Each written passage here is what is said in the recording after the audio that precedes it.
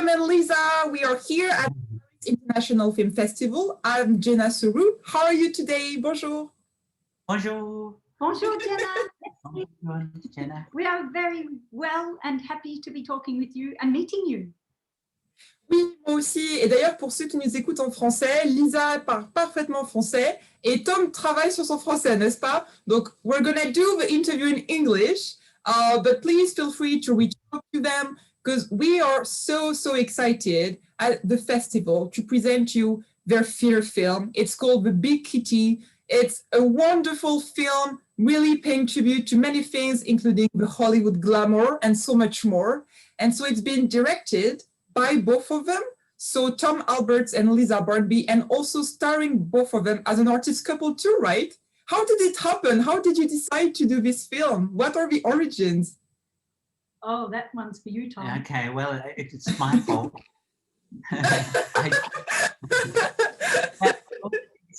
Well, okay, so we're visual artists, and I'm in particularly a painter. Spend my time looking at light, painting figures in rooms, you know, the mise en scene, and in a realistic manner. And I got to wondering if Rembrandt was alive now, or one of the great painters, would they be a filmmaker?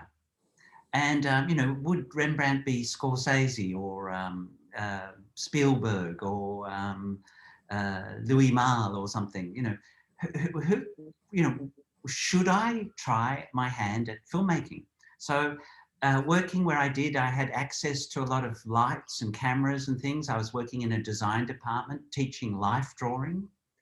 And I started borrowing bits and pieces and playing around with cameras. And I realized like you could make a high definition digital movie. This is like some years back. And so, but to me, it was a revelation. And also with the new computers and things like After Effects and Final Cut Pro, you could make a movie in your own backyard at quite a good quality. So it's kind of like, it all came together all at the same time. And I really started thinking, should I try this? And it finally happened that I said, okay, I'm going to make a movie. Why not? I'll never be, you know, have more energy, be young enough, or have more money. Or I thought, go on, just do it. And I really originally thought it would take a summer, you know, a couple of months with friends, and we'd make a little movie. But then I started getting Yes, that was one joyful, playful summer with that borrowed camera. Yeah. Turned into 11 years. Yeah. Wow, that is so inspiring. Well, you know, we're not filmmakers. We knew nothing about it. We didn't go to film school. Wow. You know, it was just really like a crazy thing to do. But so I started like, how do you make a movie? You know, I love movies. We both love movies. We've been to see thousands and thousands and thousands of movies. We love movies. We loved watching them together. We especially loved the glamorous Hollywood movies of the 40s and 50s. But also European cinema, all those fabulous 40s and 50s, Italian and French films, especially. Yeah. You know, crazy screwball comedies, Cary Grant movies, you know. But also Jacques Tati, Fellini. Love Fellini.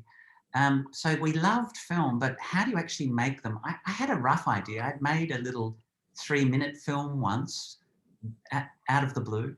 And so then I got Truffaut's book on Hitchcock. I think any filmmaker must read this book, Truffaut interviewing Hitchcock. And there's this kind of really rich pulling apart of how films are made, very visual to me. And I loved Hitchcock especially. And he loved that glamour that Hollywood brought to his films. So off I went. I read books about directing, about acting, about writing a script. I read all these books about 40s script writers and their stories. And I looked at thousands of books on filmmaking and films of the 40s and 50s. So, and bit by bit, I realized like if we were going to make a film, and we're going to ask our friends to be in it, well, you'd have to give them something to do, and you'd have to give them words to say, and you'd have to give them something to wear. And and it just grew like that. So I started writing a script.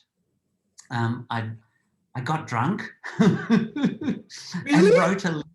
Yeah, Oh, I was quite tipsy one night, and I wrote a list of all the scenes I'd like to see in my 40s film. I decided film noir, and I decided comedy. I love comedy, and so I just wrote a list of all the crazy scenes I'd like to see, and then I started thinking about all of our friends and what they could play. And we know all these artists in Melbourne, this big community of artists, and they're a really talented bunch. They're really an amazing group of individual talents. And I thought they could be in a film.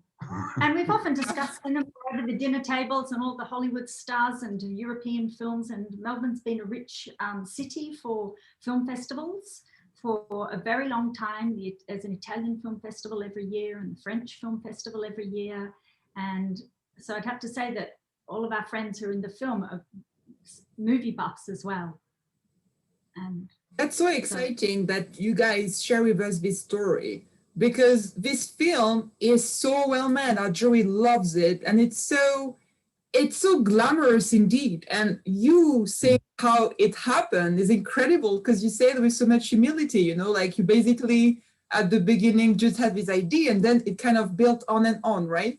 And how I'm really interested to know how this builds into your career, you know, as an actor, as a painter.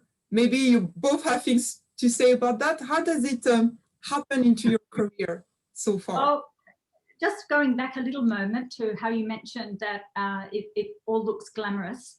Well, one thing we did discuss is that if we're going to make our film, everybody in the film has to look fabulous, as good as they can, and be as beautifully lit and as well dressed. And even if they are a nasty character, and nobody is too nasty, but it had to be done with humor. And we didn't want to send anybody up or make them look stupid or go, oh, I wish I hadn't been in Tom and Lisa's film. We wanted them to enjoy the moment. And that's why it was great that we had a black and white TV screen monitor hooked up to our camera so that they could take us seriously and see how beautiful the set looked and lit and how they would look. And how beautiful they would look. And how beautiful they would look. Yeah. And then feel confident about playing their role.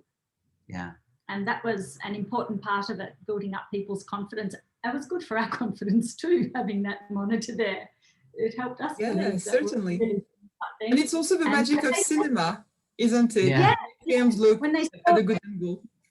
Yeah, because when they saw the mayhem of we were filming in people's studios, as in art studios, apartments, houses, any place that was about to be demolished, and it was all mayhem all around, but we had a beautiful set that we'd constructed and lit. And then if you could reduce all that mayhem to one screen, then it looked believable, which was impressive. And where did you build that set? Because you guys were so international also. Oh, the set. The set, well, yeah, as Lisa was saying, there's any space we could get. In fact, sometimes, and I have to pop in that it did take 11 years. So sometimes Lisa walks through a door and 5 years later she comes out into the room, so we had to think very carefully about where could we use. There's only so many spaces that you can get, and we didn't have money to hire a sound stage or anything. We used our studios, our friends' houses.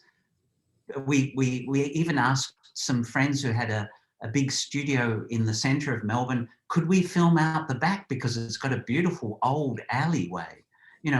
We used the old bits of Melbourne, but some of it was guerrilla filmmaking where we would jump out of the car, put a camera on a stand, and there's one scene where I walk into a beautiful apartment block. Well, we didn't really have permission to do that. We just put a camera up on the street and I walked in. Unfortunately, it took about 11 takes, 11 times to try and get it to look right. And by that time, somebody came out to have a look at what we were doing, and so we had to run away. It was very, very independent filmmaking style. Yeah, but we had the goodwill of everybody in inner city Melbourne who had any links to the artistic community.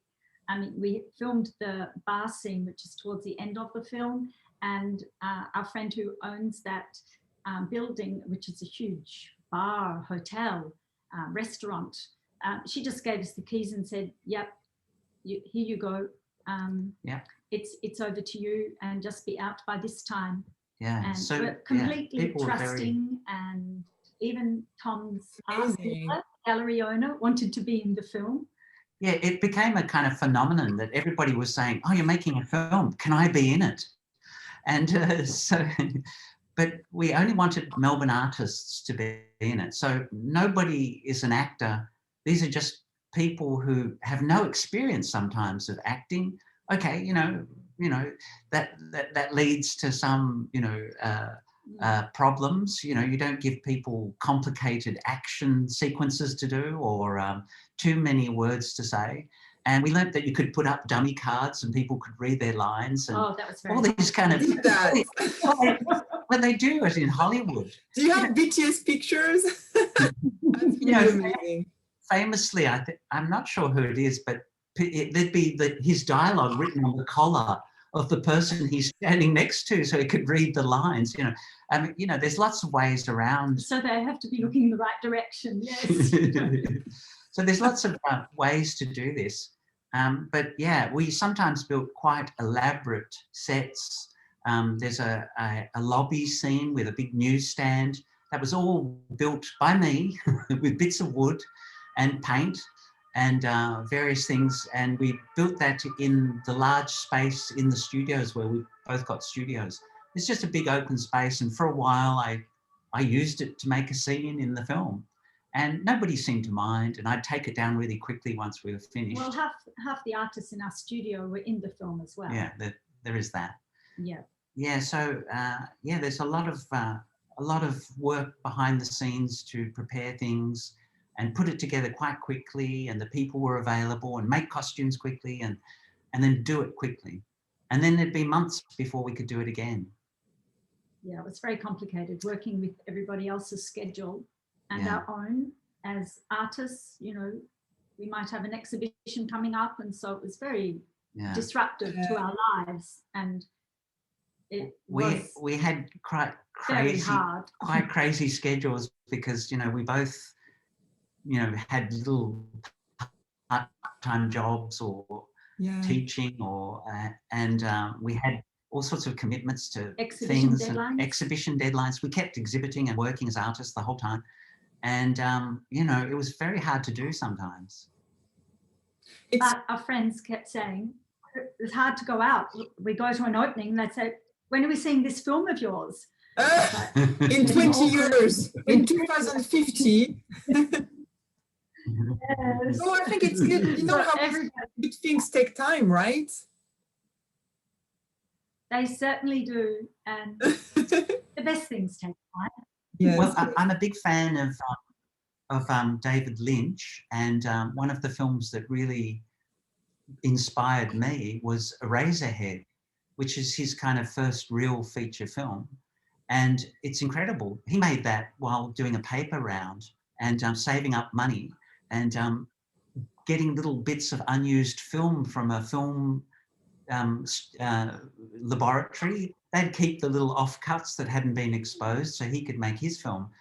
And it's a masterpiece. I'm not sure our film is a masterpiece, but that was sort of an inspiration. Like, you can do it yourself. You can, you can get together with the people you know and the things you have around you and make something happen. So that was really one of my inspirations, I think, one of our inspirations. I so much appreciate that you guys had these type of inspirations. And I remember at the beginning, you mentioned Rembrandt, and you guys are right?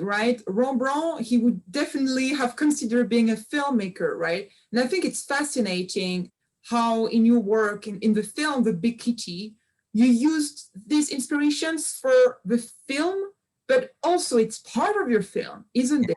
In French, we would call this être plasticien, the painting, all the production design. Can you share that? Because you're obviously having this huge career as painters, like as artists, visual artists. So How did it help and support your film?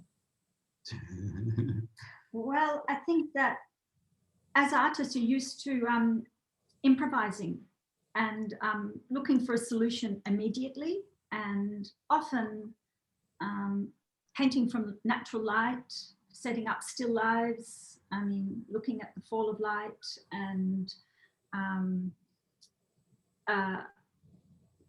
wanting, I don't know, what would you say, Tom? Yeah, I think maybe what Lisa's saying is that, you know, art is one of the forces that we're steeped in, that's our very being. And so that can't help but inform the film. I mean, literally, there's a lot of jokes about art, and there's a very funny character, an artist character in the film.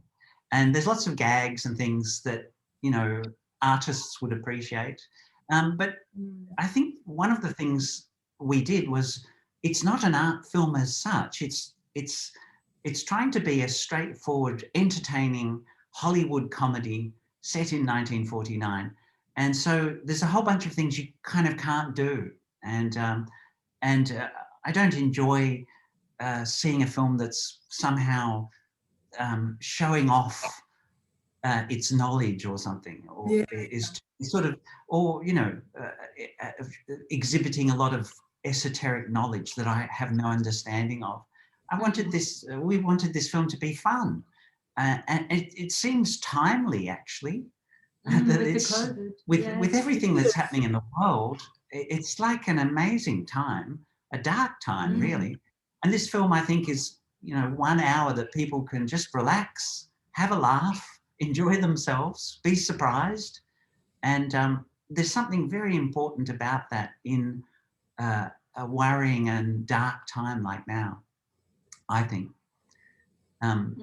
So in the end, you know, although we can't have a real red carpet launch in a cinema, it's could be, you know, even more beneficial that everybody can watch it online, and more people can watch it than if they were here in Paris. And we've got people messaging from Australia, we will be able to watch it, and when we will be able to watch it. And so it's a pity, a good time but for a comedy. it's actually maybe a great thing, you know, this online forum.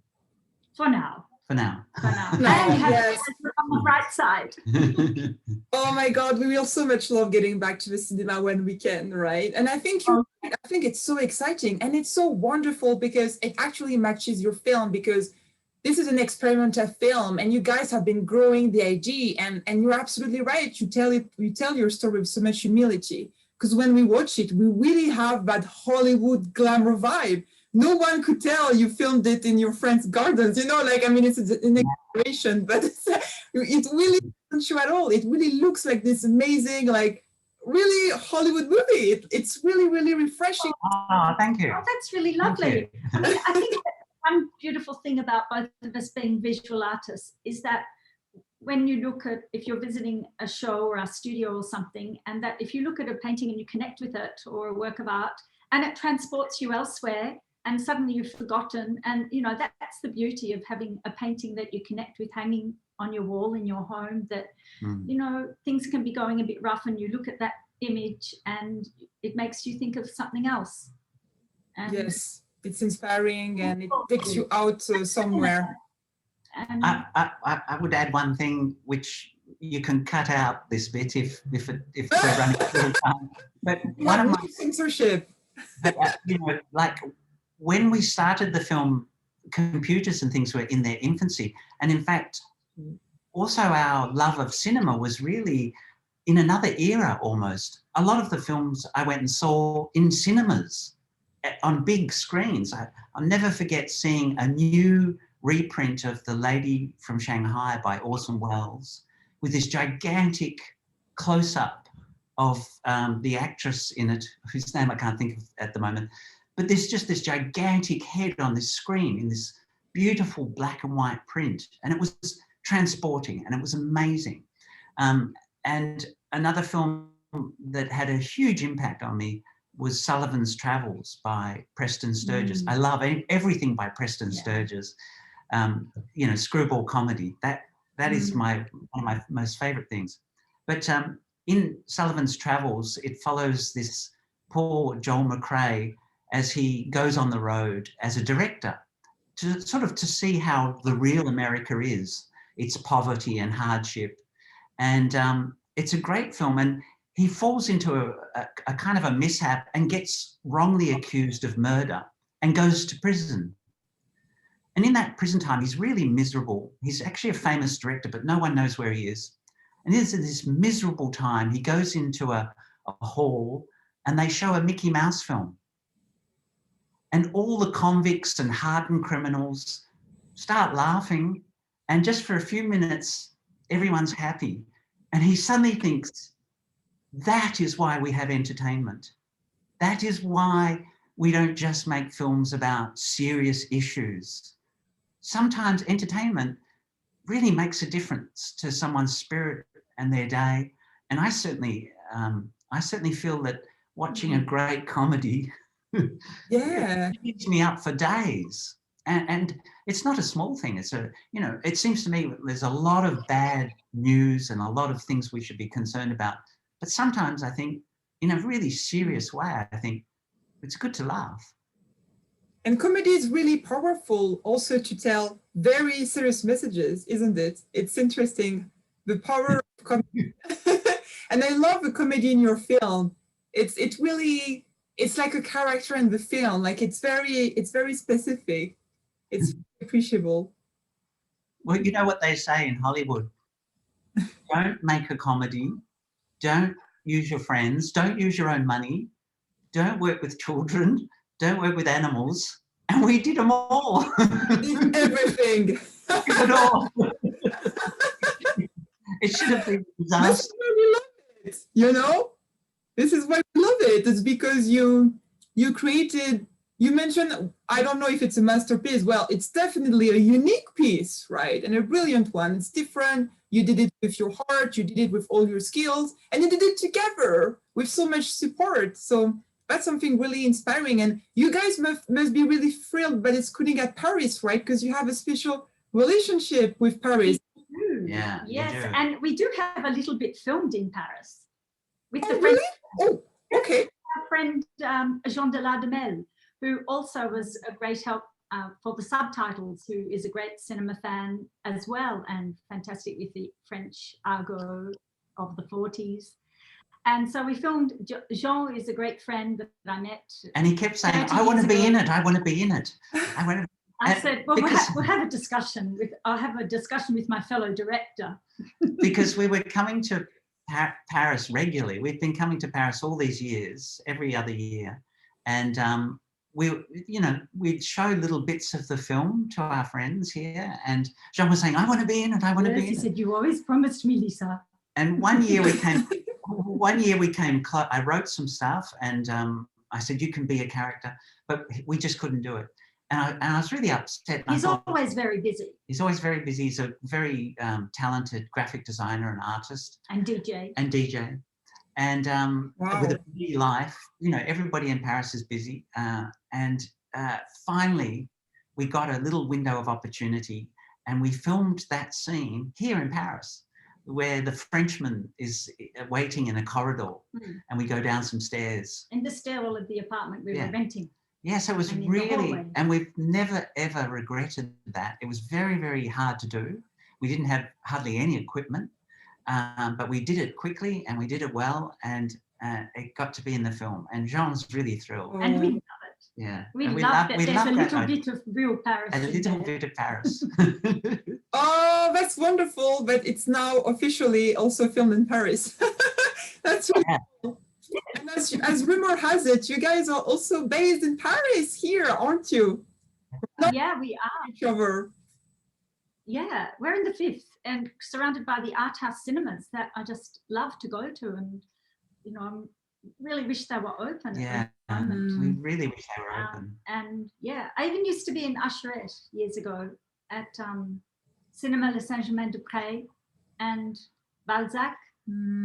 Beautiful ones, yes. We are great fans of the art house cinemas of Paris. And so it's good. And still friends with my lady across the road, she was my boss, the box office lady from Cinema Le Saint-Germain-des-Prés. Oh, And all these amazing characters. Yeah. And we love that French people seem to love cinema. It's a very special relationship. And, you know, some of my favourite films are by French directors. I like a strange film called Providence, I think it's called. And I can't think of the director just this minute, but yeah, we love cinema. We're big fans, and we love also all the culture around it, you know, like the different art forms like painting or plasticity on themselves. And also, I guess, the glamour behind it, right? Because a lot of the greatest pieces of cinema are also from a few years ago, right? Like the movies you pay tribute to in your film.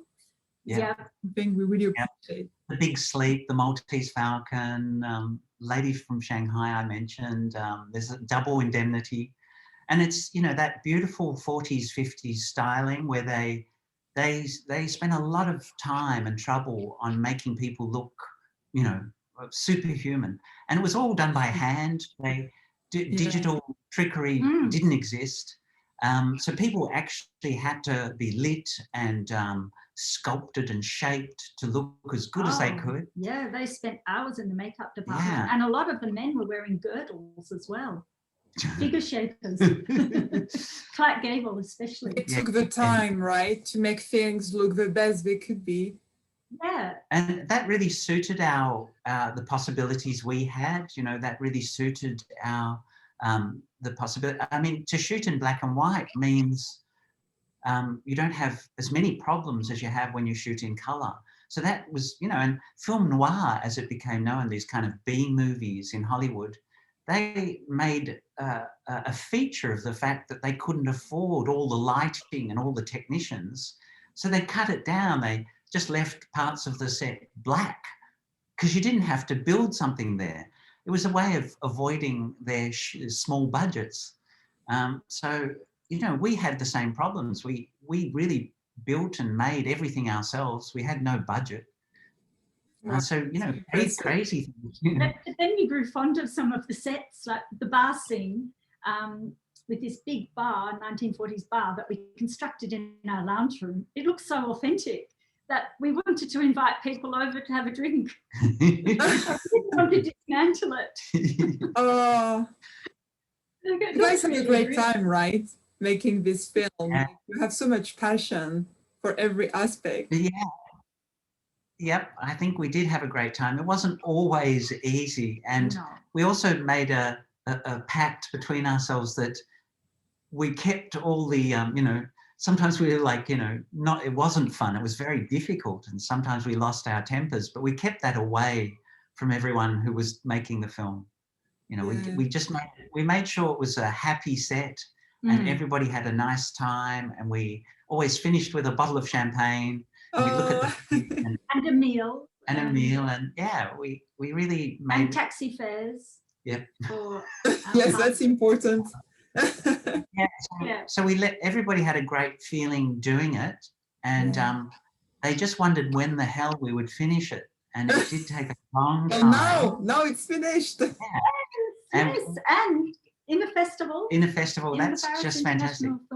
We did a cast and crew screening online because in Australia it was COVID confinement there. Yeah. Although we were actually out of confinement in Paris.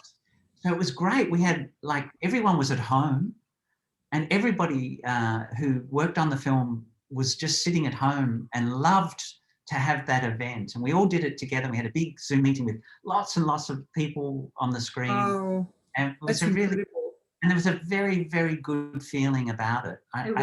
We had a lot of feedback and a lot of... People wrote wonderful reviews to us. People, you know, I think everybody was really pleased that they were part of it because it became like, you know, like a group thing. So it was a really interesting experiment. And, you know, Lisa and me, we go to our rooms, we close the door and we work on our things. You know, mostly artists are just solitary. So to do this huge collaborative project over 11 years was just so incredibly strange and difficult, and we just really. But we did it. We did it. And we finished it. And we finished it. Congratulations. And it's so wonderful to hear also such positive stories, right? Because even in confinement, you bring joy to all these people who supported you, and your supporters also from now who watch your film. It's great that you share these great moments, because right now they're really precious, right? Yeah. Absolutely. Yeah. I think so. And we had amazing. Oh, sorry, please, Lisa, you wanted to say something? We had amazing help for post-production, though. We were stuck technically, and so we had a life model who was also acting in our film, and he had a contact, a friend, and who is a professional post-production person for the famous films, and he introduced us to her. She came over and saw a little bit of it. She liked what she saw, asked if she can have it on a key stick. Can I show it to a friend? She said she loves it, her friend loves it, and they'd like to help us finish it on a technical level, because we were a bit stuck. So we had a great editor and sound engineer. That's important. And it shows, technically it's perfect. I think it's not well known, but, you know, making a film, the bit where you actually, you know, film people and they do their lines and all of that, is really just a fraction of what filmmaking is. And one of the greatest mysteries was, what is post-production? Yeah, and that we got stuck on. Yeah, I mean, I was reading blogs on digital cinema packages and getting very afraid, because it, you know, and codecs and you know, encoding and all of this stuff. I eventually understood it, but I was thinking, can I do that myself? Yeah, and that might add another 5 years to the release of the film. Like we made the soundtrack, which I think really fits the film. We made it from online, copyright-free, old things. Archive.org is an amazing amount of stuff there. But I knew nothing about music. I just found all the bits I liked. It took me about 2 years. It almost killed me, because I'm not a musician. Oh, wow. But this sound engineer that worked on it, Keith Thomas, a genius. He just, you know, because some of the bits of music had someone closing a door or a gunshot, he could actually take that out, you know, and so we could use this bit of old copyright-free movie music. And take the crackles. And the crackles. And out of the music. That sounded really old. So, you know, there's a reason these people are expensive. They do a fantastic job. Yeah, and they did it for free or for very little money for us, because they were just shocked and delighted that someone had made a whole feature film independently out of the blue, like we did. Yeah. They were really shocked. You made this.